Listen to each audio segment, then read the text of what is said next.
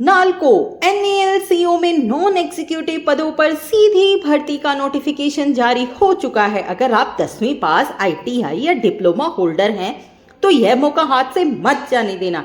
आइए जानते हैं स्टेप बाय स्टेप अप्लाई करने का तरीका।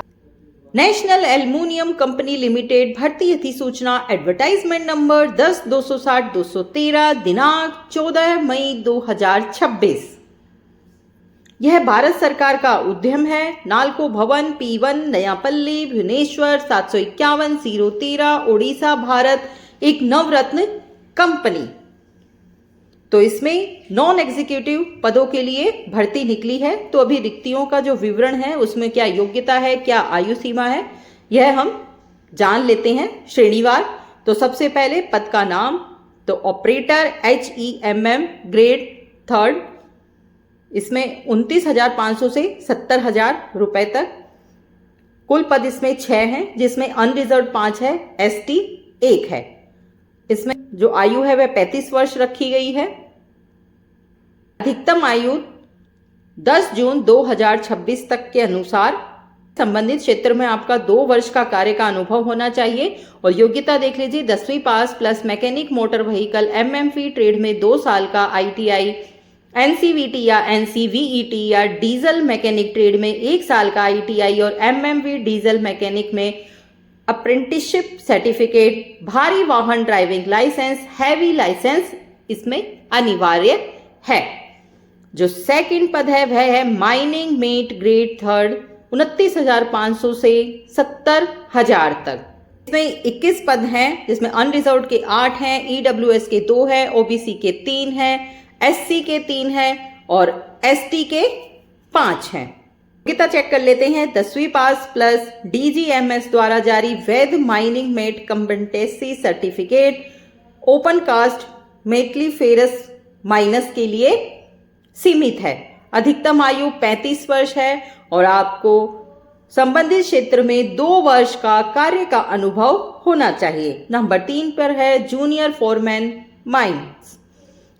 इसमें SO ग्रेड है 36,500 से 1,15,000 तक। 8 इसमें पद हैं, अनरिजर्व्ड के 5, OBC का 1, SC का 1 और ST का भी 1। अधिकतम आयु इसमें 40 वर्ष है और संबंधित क्षेत्र में 2 वर्ष का कार्य का अनुभव आपका होना चाहिए।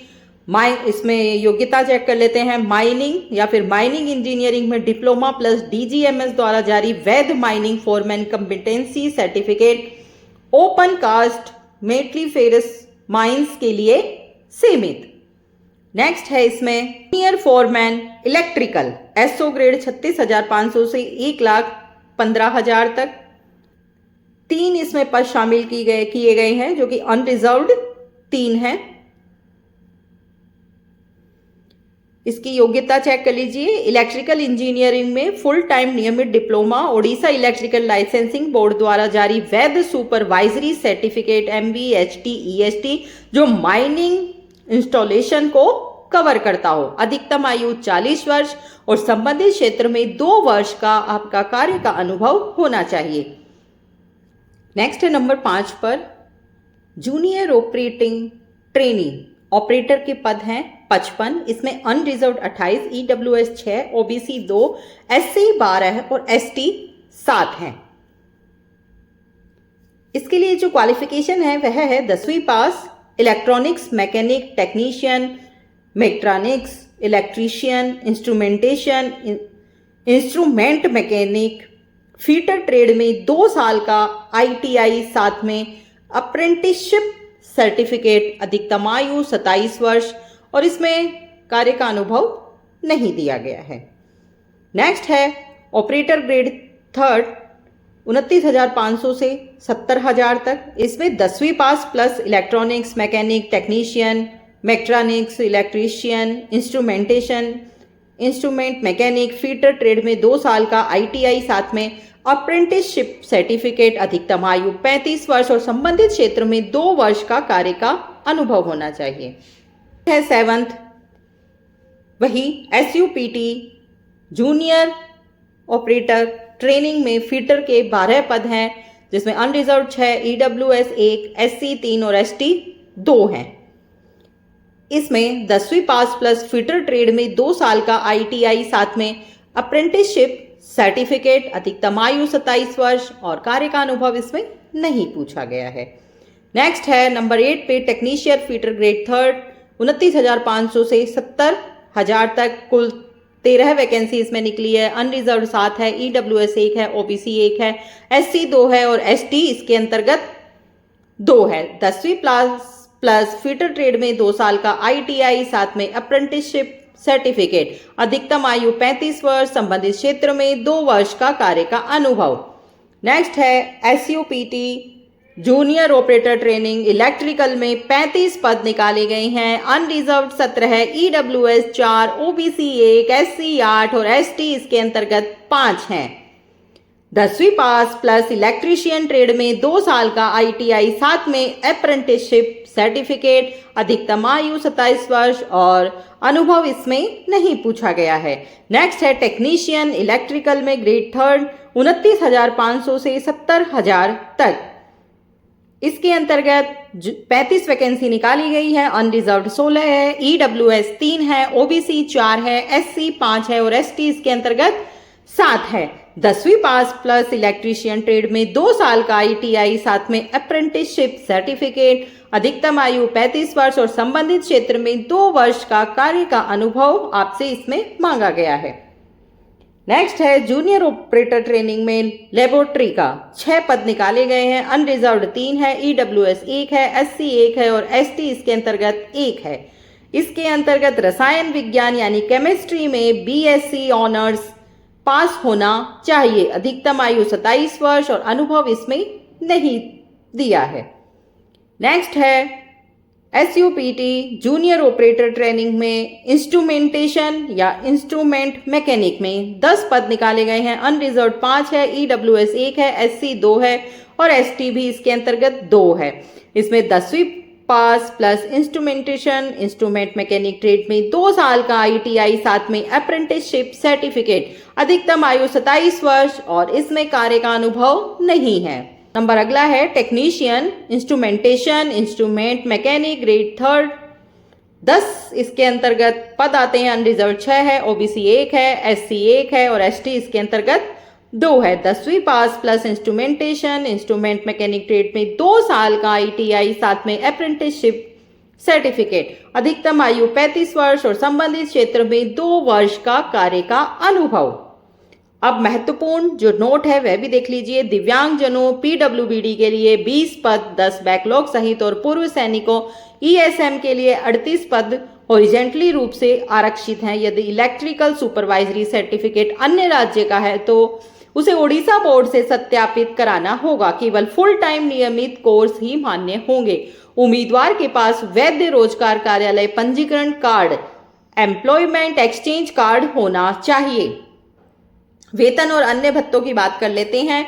पहले 12 महीने में SUPT अवधि 12,000 प्रति माह स्टाइपेंड होगी। अगले 18 महीने JOT अवधि शुरुआती 12 महीने के लिए 15,000 प्रति माह और बचे हुए 6 महीनों के लिए 15,500 प्रति माह स्टाइपेंड होगी। नियमितता देख लीजिए। ट्रेनिंग सफलतापूर्वक पूरी होने के बाद उम्मीदवार को नियमित कर्मचारी के रूप में 2 ग्रेड 29,500 -3% -70,000 में नियुक्त किया जाएगा। चिकित्सा सुविधा नियमितीकरण देख लीजिए, रेगुलरिटी देख लीजिए। ट्रेनिंग सफलतापूर्वक पूरी होने के बाद उम्मीदवार को नियमित कर्मचारी के रूप में नियुक्त किया जाएगा। चिकित्सा सुविधा ट्रेनिंग के दौरान केवल नालको अस्पताल में स्वयं के लिए इलाज की सुविधा मिलेगी। अब सिलेक्शन का प्रोसेस देख लेते हैं। तो कंप्यूटर आधारित परीक्षा इसके अंतर्गत होगी CBT। सभी आवेदकों को 120 मिनट की CBT परीक्षा देनी होगी, जिसमें 100 MCQ होंगे। तो इसमें जो 60% होंगे वो तकनीकी ट्रेड से जुड़े होंगे, टेक्निकल प्रश्न होंगे, और जो 40% होंगे वो गैर तकनीकी यानी एप्टीट्यूड, रीजनिंग, जीके और अंग्रेजी के होंगे। नेगेटिव मार्किंग परीक्षा में कोई भी गलत उत्तर के लिए अंक नहीं काटा जाएगा। यह बहुत ही अच्छा बेनिफिट है। नो नेगेटिव मार्किंग परीक्षा केवल अंग्रेजी और हिंदी में होगी।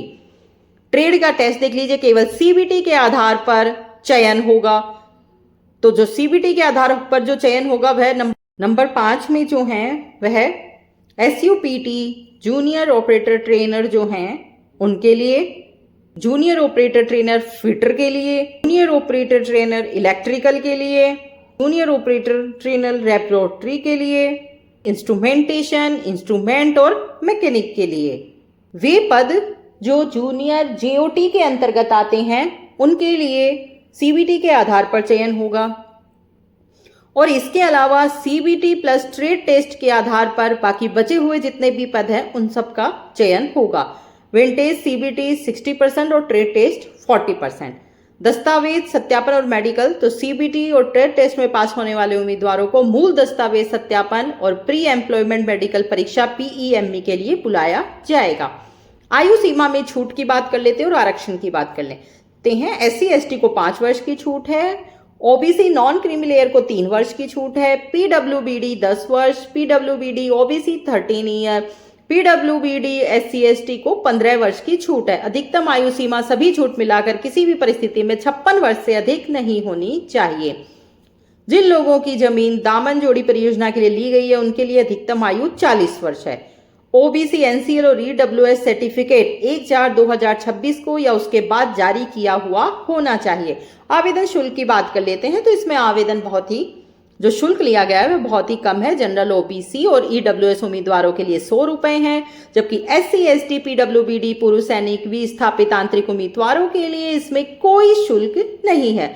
शुल्क केवल डेबिट कार्ड, इंटरनेट बैंकिंग या यूपीआई के माध्यम से ऑनलाइन जमा किया जा सकता है। यह नॉन रिफंडेबल है, मतलब वापस नहीं होगा। ऑनलाइन आवेदन कैसे करें, तो इसके लिए 2 चरणों को आपको करना होगा। सबसे पहले स्टेप 1 रजिस्ट्रेशन है। नाल्को की आधिकारिक वेबसाइट पर जाएं, www.nalcoindia.com पर जाएं। कैरियर, फिर करंट ओपनिंग्स, फिर recruitment of non executive personal and M&R complex दामन जोड़ी 2026 पर क्लिक करें। फिर click here for new registration चुनें और अपना नाम, मोबाइल नंबर और ईमेल आईडी दर्ज करें। सिस्टम द्वारा एक प्रोविजनल रजिस्ट्रेशन नंबर और पासवर्ड जनरेट होगा जिसे नोट कर लें। यह एसएमएस और ईमेल पर भी आएगा। अब फॉर्म भरना और दस्तावेज अपलोड करना भी देख लीजिए। क्रेडेंशियल्स के साथ लॉगिन करें और आवेदन फॉर्म पूरा भरें। डाटा सुरक्षित करने के लिए सेव एंड नेक्स्ट का उपयोग करें। दस्तावेज और फोटो को कैसे अपलोड करना है। फोटो रंगीन पासपोर्ट आकार की होनी चाहिए। लाइव फोटो कैप्चर करनी होगी। वेबकैम या मोबाइल से लाइव फोटो भी कैप्चर करनी होगी। हस्ताक्षर सफेद कागज पर काली नीली स्याही से कैपिटल अक्षरों में हस्ताक्षर मान्य नहीं है। बाएं अंगूठे का निशान सफेद कागज पर नीली काली स्याही से। सफेद कागज पर अपनी लिखावट में अंग्रेजी में नीचे लिखा टेक्स्ट लिखें और अपलोड करें। जैसे कि name of the candidate hereby declare that all the information submitted by me in the application form is correct, true and valid. I will present the supporting documents as and when required. अन्य प्रमाण पत्र PDF प्रारूप में आपका अधिकतम 500 केबी में होना चाहिए। 10वीं का सर्टिफिकेट, उम्र प्रमाण पत्र के लिए आईटीआई, डिप्लोमा, बीएससी के सभी सेमेस्टर की मार्कशीट और passing certificate, apprenticeship certificate, NAC, जाति प्रमाण पत्र, employment exchange card, driving licence, mining certificate यदि लागू हो। संबंधित सभी दस्तावेजों को स्कैन करके एक ही सिंगल पीडीएफ फाइल बनाकर संबंधित टैब में अपलोड करें। शुल्क का भुगतान गेटवे के निर्देशों का पालन करते हुए ऑनलाइन फीस जमा करें। भुगतान के दौरान बैक या रिफ्रेश बटन न दबाएं।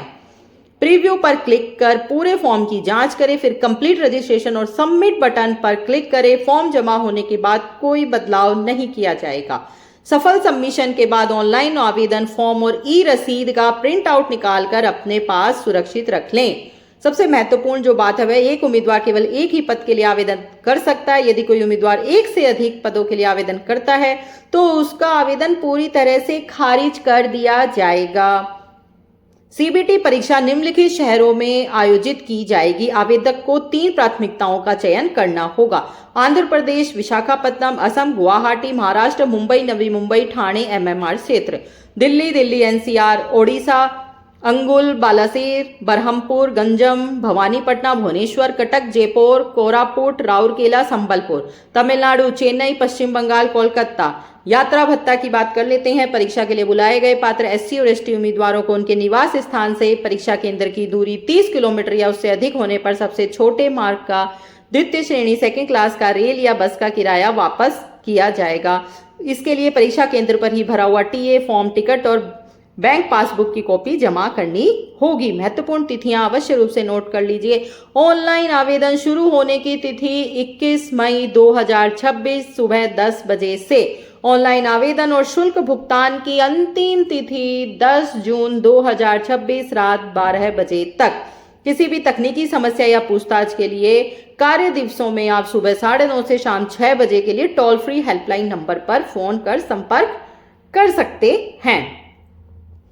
तो देर किस बात की, ऑनलाइन आवेदन 21 मई 2026 से शुरू हो रहे हैं और लास्ट डेट 10 जून 2026 है। आखिरी तारीख का इंतजार बिल्कुल मत करना, क्योंकि बाद में वेबसाइट हैवी लोड की वजह से स्लो हो जाती है। अगर कोई भी सवाल हो तो नीचे कमेंट सेक्शन में जरूर पूछें, और मैंने इसका पूरा नोटिफिकेशन है वो मैंने डिस्क्रिप्शन में लिंक उसका दे दिया है। आप वहां जाकर क्लिक करके पूरा नोटिफिकेशन अच्छे से पढ़ें और फॉर्म को भर सकते हैं। ऐसे ही लेटेस्ट जॉब अपडेट्स के लिए चैनल को सब्सक्राइब करें और वीडियो को लाइक करना न भूलें। मिलते हैं अगले वीडियो में। Thank you.